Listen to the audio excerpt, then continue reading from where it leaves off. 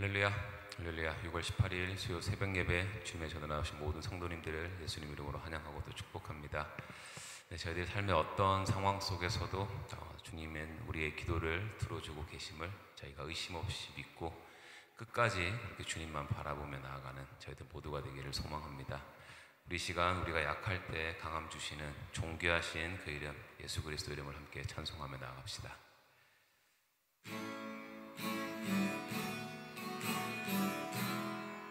약할 때 강함 되시네. 약할 때 강함 되시네. 나의 보배가 되신 주 나의 모든 것. 주 안에 있는 보물을 나는 포기할 수 없네. 주 나의 모든 것. 다시 한번 약할 때 강함 되시네. 약할 때 강함 되시네. 나의 보배가 되신 주 나의 모든 것. 주 안에 있는 보물을 나는 포기할 수 없네. 주 나의 모든 것. 예수 어린 양 존귀한 이름. 예수 어린 양 존귀한 이름. 아멘. 십자가 죄사하셨네. 주님의 이름 찬양해. 주 나의 모든 것. 쓰러진 나를 세우고 나의 빈 잔을 채우네. 주 나의 모든 것. 다시 한번 고백하겠습니다. 십자가 죄사하셨네. 주님의 이름 찬양해. 주 나의 모든 것. 쓰러진 나를 세우고 나의 빈 잔을 채우네. 주 나의 모든 것. 예수 어린 양. 예수 어린 양 존귀한 이름. 예수 어린 양 존귀한 이름. 예수 어린 양. 예수 어린 양 존귀한 이름. 예수 어린 양 존귀한 이름. 예수 어린 양. 예수 어린 양 존귀한 이름. 예수 어린 양 존귀한 이름.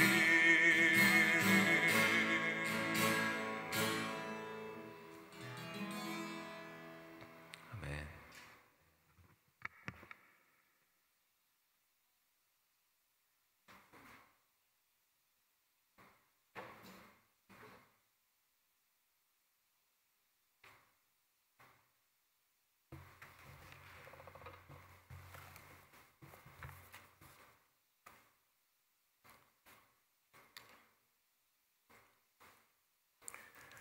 이 아침 같이 묵상할 성경 말씀은 시편 77편 1절부터 9절까지 말씀입니다. 시편 77편 1절부터 9절까지 말씀.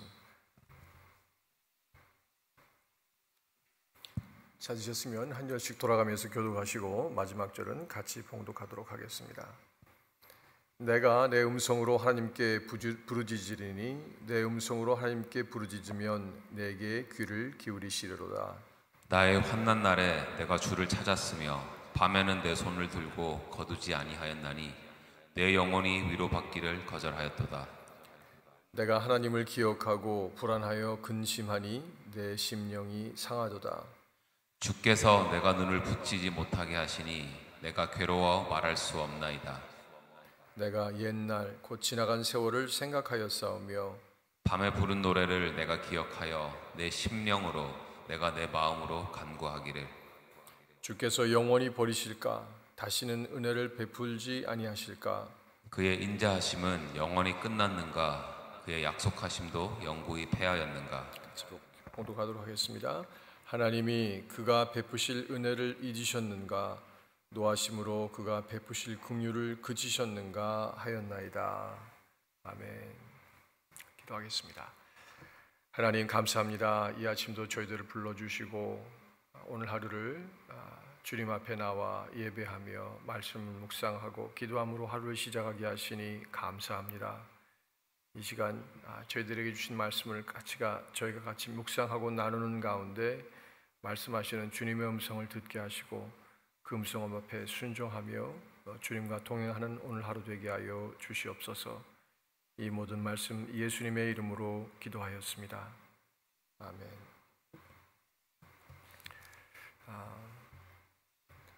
저는 오늘 이 본문에 나온 이 구절을 설교의 제목을 절망의 골짜기에서의 기도라는 제목을 한번 붙여봤습니다. 절망의 골짜기에서의 기도. 여러분 방금 읽으셨지만 상당히 간절한 그러한 내용이 담겨 있는 기도입니다. 왜 이러한 기도가 어떻게 나오게 됐는지 상황이 어떠해서 이 저자가 아삽의 시라고 나오는데요. 이 아삽이라는 사람이 무슨 여건 때문에 무슨 일이 일어나서 이런 기도를 하나님께 드리는지를 설명은 나오질 않아서 저희가 알 수 없습니다. 그런데 2절에 보면 나의 환난 날이라는 표현이 나옵니다. 환난. 그 세번역을 보면 내가 고난 당할 때에 이런 표현이 나오는데요. 환난, 고난. 상당히 어려운 일을 겪고 있는 것, 재앙의 날이라고 표현을 할 수 있겠죠. 굉장히 어려운 상황임을 알 수 있는데 왜 무슨 일이 벌어졌는지 저희는 그 이상은 알 수가 없습니다. 근데 오늘 본문을 자세히 보시면요, 이 내용이 오늘 본문의 내용이 대강 저희가 지금 짐작을 하게 해줄 수 있는 그런 내용들이 있습니다. 이 본문의 저자가 7절, 8절, 9절에 그 마음속에 굉장히 불안한 가운데 질문들을 하죠. 주께서 영원히 버리실까? 다시는 은혜를 베풀지 아니하실까? 그의 인자하심은 영원히 끝났는가? 그의 약속하심도 영구히 패하였는가? 하나님이 그가 베푸실 은혜를 잊으셨는가? 노하심으로 그가 베푸실 긍휼을 그치셨는가? 라고 기도하면서 자꾸 질문한다라는 그 표현이 있습니다. 이것을 통해서 저희가 나름 추론할 수 있는 것은 이것은 어찌 보면 하나님 앞에 어떠한 그 범한 죄, 잘못 이것 때문에 하나님께서 심판하시는 그 가운데 있는 그래서 그에게 닥친 재앙, 환난, 고난 그리고 그 중에서 정말 답답하고 힘든 가운데 하나님께 기도하는 그러한 모습이 나오는 것을 볼 수가 있습니다. 열심히 신앙생활 잘 하다가 그 어려움이 닥친 것이 아니라 어떤 죄, 불순종 또 하나님 앞에 온전히 헌신하지 못한 그러한 대가로서 어려움이 닥치면서 내가 과연 그때 그 잘못한 것 때문에 하나님 앞에 내가 불순종해서 하나님의 뜻을 내가 어겨서 하나님께서 혹시나 분노하셔서 이제 내가 이렇게 심판을 받는 것이 아닐까 이러한 그 생각을 한다라고 본문에 나와 있습니다. 본인의 이 상황이 얼마나 간절한지 보면 2절에 내가 환난 때 주님을 찾았으며 밤에는 내 손을 들고 거두지 아니하였나니 내 영혼이 위로받기를 거절하였도다라는 표현이 있습니다. 세번역을 보면 이렇게 표현합니다. 내가 고난당할 때 나는 주님을 찾았습니다. 밤새도록 두 손 치켜들고 기도를 올리면서 내 마음은 위로를 받기조차 마다하였습니다. 3절에 그가 하나님 앞에 이렇게 간절히 두 손을 들고 밤새 철야를 하면서 기도하는 모습이 계속 이어집니다. 내가 하나님을 기억하고 불안하여 근심하니 내 심령이 상하도다. 세번역에 내가 하나님을 생각하면서 한숨을 짓습니다. 주님 생각에 골몰해하면서 내 마음이 약해집니다. 몸과 마음이 정말 쇠약해진, 기도하면서 하나님 앞에 간절히 부르짖으면서 근심이 있고 걱정이 있고 그러한 모습이 본문에 잘 나타나 있습니다. 4절에도 그가 이러한 심정을 표현합니다. 주께서 내가 눈을 붙이지 못하게 하시니 내가 괴로워 말할 수 없나이다. 여러분, 저희가 이런 상황에서 이런 간절한 기도, 이러한 절망 가운데서 기도를 과연 해보신 적이 있습니까? 밤새 철야하면서 두 손을 높이 들고 하나님 앞에 부르짖습니다. 내 영혼이 기도를 간절히 하지만 위로가 없어요. 그리고 뜬 눈을 서서 뜬 눈으로 밤을 꼬박 새우면서 기도를 하는데 나중엔 지쳐서 말할 힘도 없다. 4절에 표현을 하죠.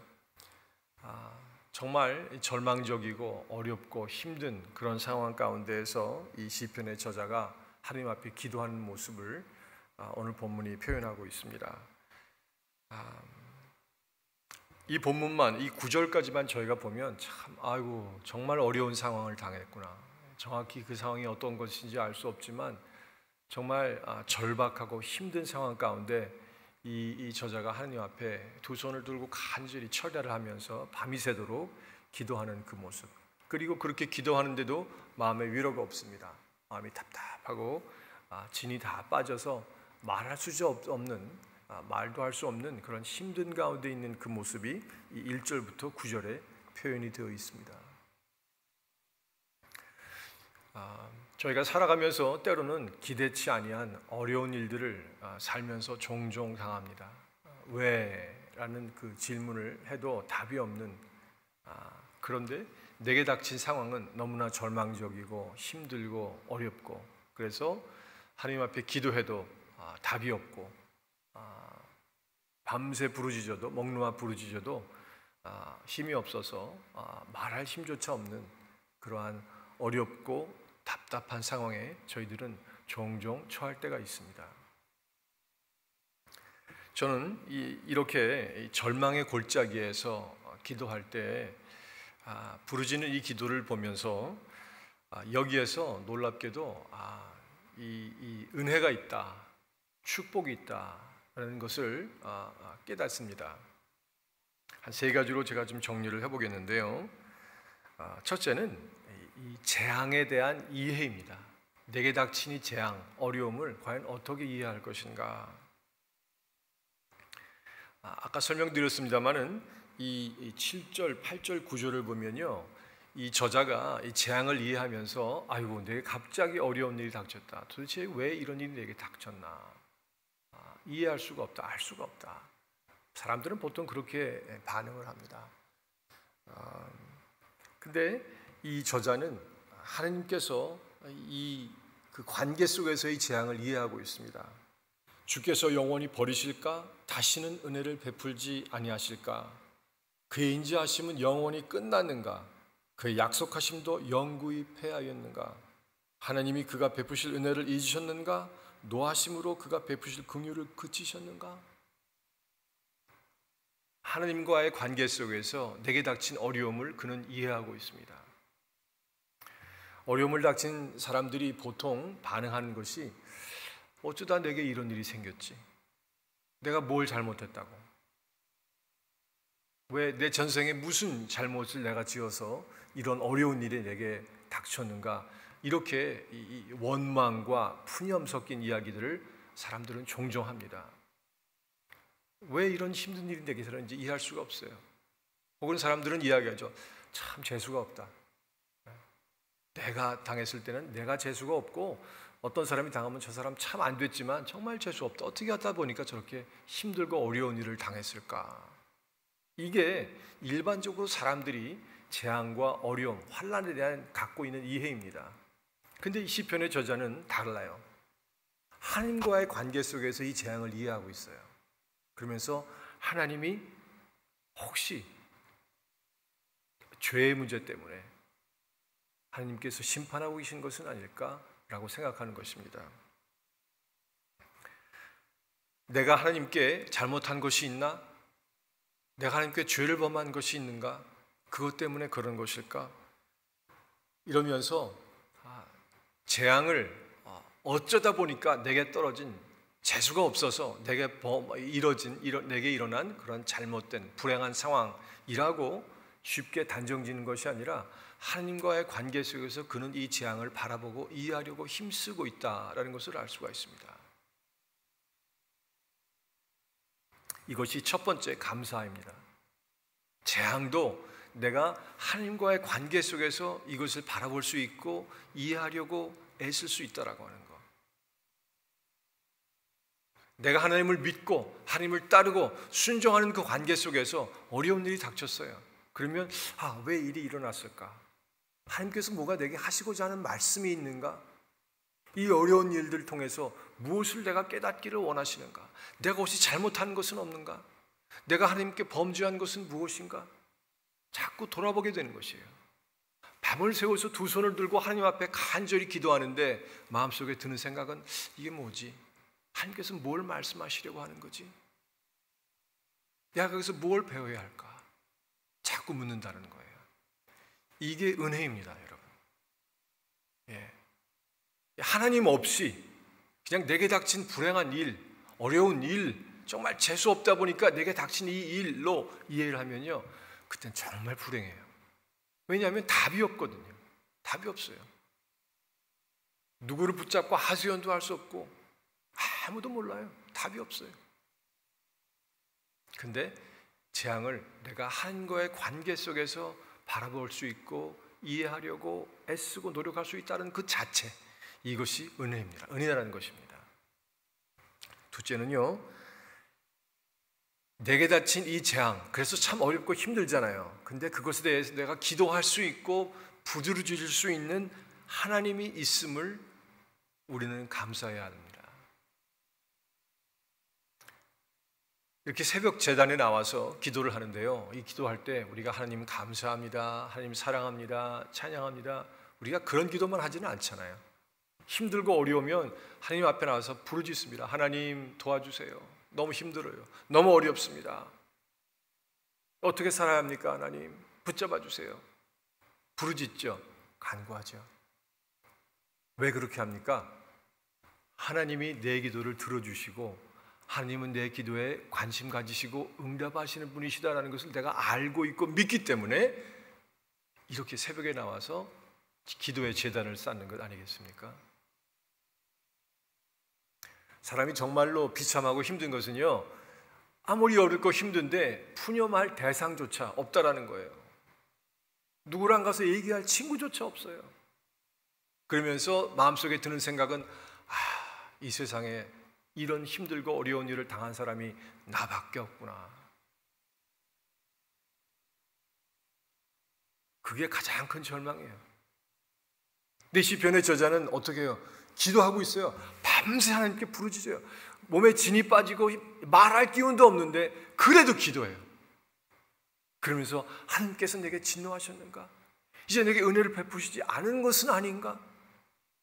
이러면서 이 불안한 생각이 들긴 하지만 그래도 내가 기도할 대상이 있는 거예요. 왜?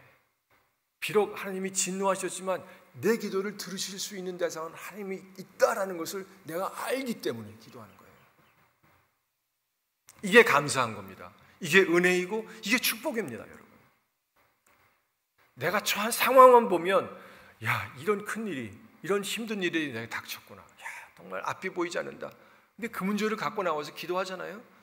그러면 내게 닥친 어려움을 하나님과의 관계 속에서 내가 이해하려고 할 수 있다는 것이 첫째 복이고 은혜고, 둘째 하나님께 내가 이 문제를 가지고 기도할 수 있다는 것, 부르칠 수 있다는 것. 비록 하나님이 진노하실지라도, 화내실지라도, 은혜를 거두려고 하신다라고 느낌이 들지라도 내가 하나님 앞에 기도할 수 있는, 하나님이 나의 기도의 대상이시고 나의 기도를 들어주시는 분이시다라는 것, 이것 자체가 은혜인 것입니다. 셋째, 이 두 번째 답과 참 비슷한데요, 깨달음과 비슷한 것인데, 내가 비록 정말 절망 가운데 있고 답답하지만 하나님과의 관계 안에 있음을 우리는 감사해야 합니다. 이것이 은혜입니다. 이 7절, 8절, 9절 이 세 번역을 제가 읽어드릴게요. 여기서 이렇게 번역합니다. 주님께서는 나를 영원히 버리시는 것일까? 다시는 은혜를 베풀지 않으시는 것일까? 한결같은 그분의 사랑도 이제는 끊기는 것일까? 그분의 약속도 이제는 영원히 끝나버리는 것일까? 하나님께서 은혜를 베푸시는 일을 잊으신 것일까? 그의 노여움이 그의 긍휼을 거두어들이신 것일까? 자, 참 불안한 마음이 나타나죠.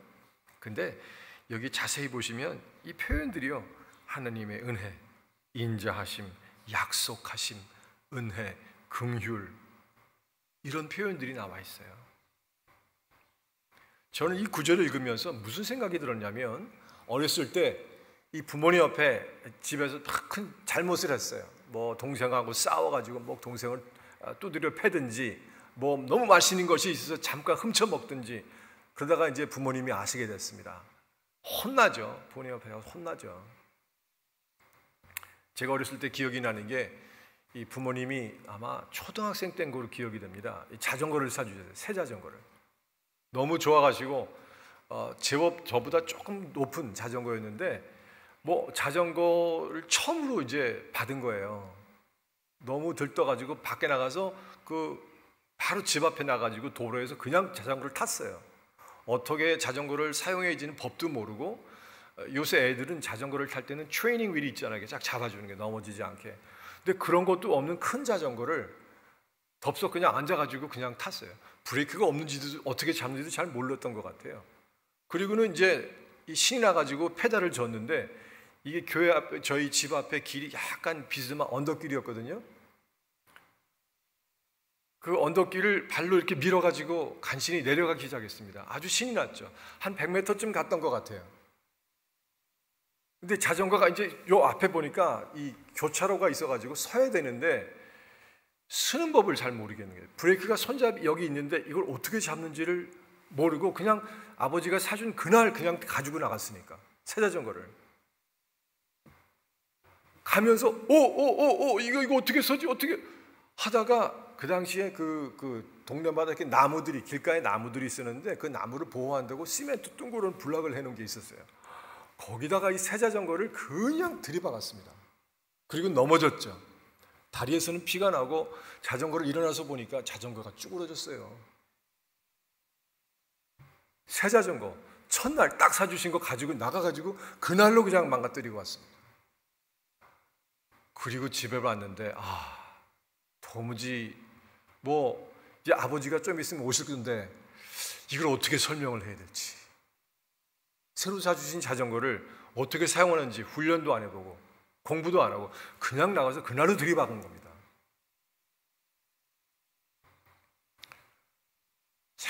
생각을 하다가 너무 밤에 근심이 되고 걱정이 돼요.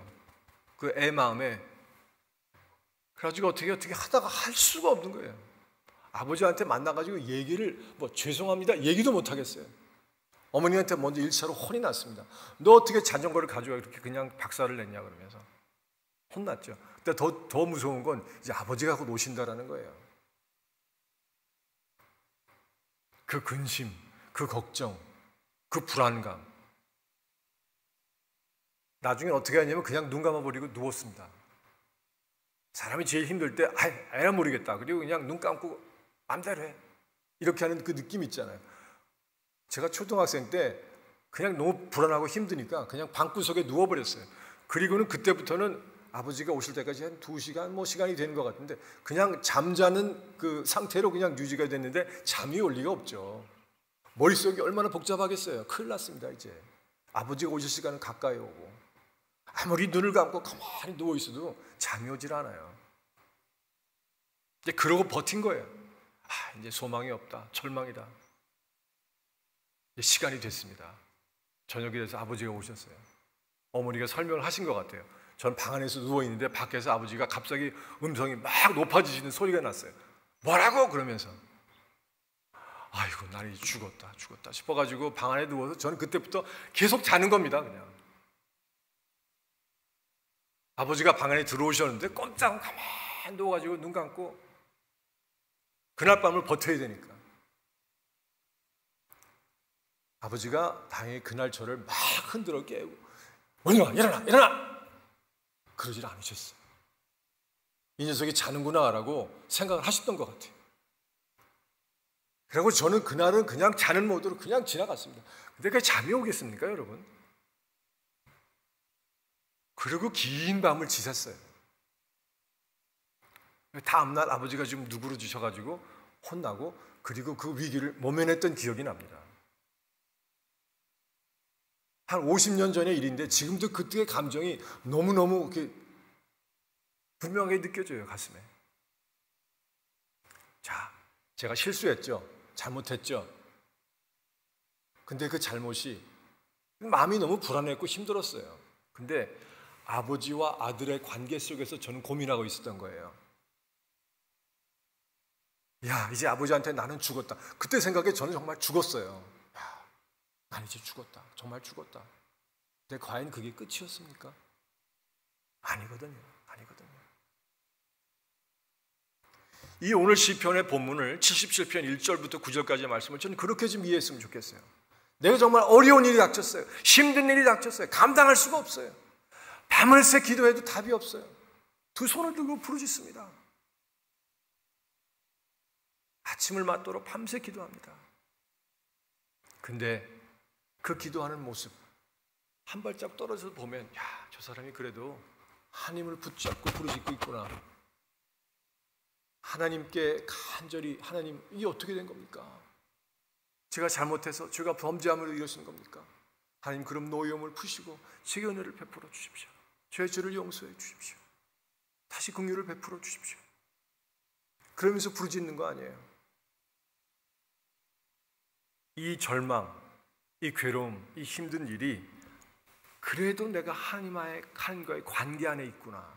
그리고 나는 그 속에서 하나님을 향해서 부르짖고 붙잡고 간구하고 있구나. 이것이 은혜라는 것입니다. 이것이 없을 때는요, 사람들은 일반적으로 더 이상 소망을 찾을 수가 없어요. 야, 나 혼자구나. 정말 이런 업종이 닥쳤는데 나를 이해하는 사람도 아무도 없고 이 절망 누가 이해해 주나. 그때는 삶에 대한 모든 희망이 다 사라져버리고 말아요. 근데 오늘 본문의 이 저자를 잘 보세요. 힘들고 어렵죠? 맞습니다. 분명 힘들고 어려운 환난을 당했어요.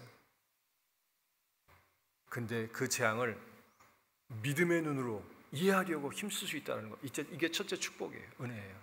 둘째, 내가 그렇게 힘들고 어려울 때 부르짖을 수 있는 대상, 하나님 하면서 부르짖을 수 있다는 것, 이게 두 번째 은혜예요. 세 번째, 이 절망을 하나님과의 관계 속에서 내가 이해하려고 하고 풀려고 하고 있다는 것, 이것이 축복인 것이에요. 이것이 은혜인 것이에요. 내가 처한 상황만 보면 정말 절망스럽고 힘든데 한 발자국 떠나서 뒤로 물러서서 바라보게 되니까 아, 이것도 은혜구나. 내가 부르짖을 수 있는 거 은혜구나. 하나님이 내 기도 그래도 들어주시는 거 은혜구나. 비록 분노하시지만 노하시지만 그러나 나를 영원히 버리지 아니하시고 나를 받아주시고 용서하시고. 부모와 자녀의 관계가 그러지 않습니까? 아무리 미운 짓을 해도 자식은 자식이에요. 하나님의 관계는 그것보다 훨씬 더하죠. 아, 내가 그런 하나님께 나아가서 하나님 하면서 부르짖을 수 있는 것, 이게 은혜구나. 감사합니다. 이 절망 가운데도 제가 소망을 붙잡습니다. 희망을 봅니다. 감사합니다. 우리가 때로 어려운 일 당할 수 있고요, 힘든 일 당합니다. 힘들어요. 하지만 그럴 때 주님 앞에 나와서 부르짖을 때마다 이 시편 77편의 저자가 경험했던 숨겨진 은혜, 상황 보면 아이고 일이 다 끝난 것 같은데 그게 아닌 거예요. 그 속에서 내가 부르짖을 대상이 있고, 이 재앙을 재앙이 아니고 하나님의 뜻이 있다라고 내가 풀고 해석하려고 노력할 수 있다는 것도 축복이고, 그리고 하나님과의 난 아직도 그 관계 안에 들어가 있음. 하나님의 자비하심과 은혜, 인자하심, 하나님의 약속, 긍휼, 내가 이런 것을 떠올리면서 하나님께서 과거에 내게 이런 것들을 베풀어 주셨지 하면서 하나님의 그 은혜를 접지 마세요. 저를 기억해 주세요. 하나님 용서해 주세요. 이렇게 기도할 수 있는 것도 은혜라는 것이죠. 아무쪼록 이 말씀 붙잡고 오늘 이 아침 우리가 기도하면서 주님 참 좋으신 하나님 감사합니다. 이렇게 좋으신 하나님, 제가 오늘 이 아침도 주님 앞에 나옵니다. 기도를 들으시고 주님 응답해 주시옵소서. 제게 주시는 은혜 감사합니다 라고 주님 앞에 부르짖는 저희 모두가 되기를 소원합니다. 기도하겠습니다. 하나님 감사합니다. 저희들 이 아침도 불러주시고 귀한 말씀으로 아무리 절망스럽고 힘들 어려운 상황 가운데서라도 그 속에 은혜가 있음을 깨닫게 하시니 감사합니다. 절망이 아니고 끝난 것이 아님을 다시 한번 깨달았습니다.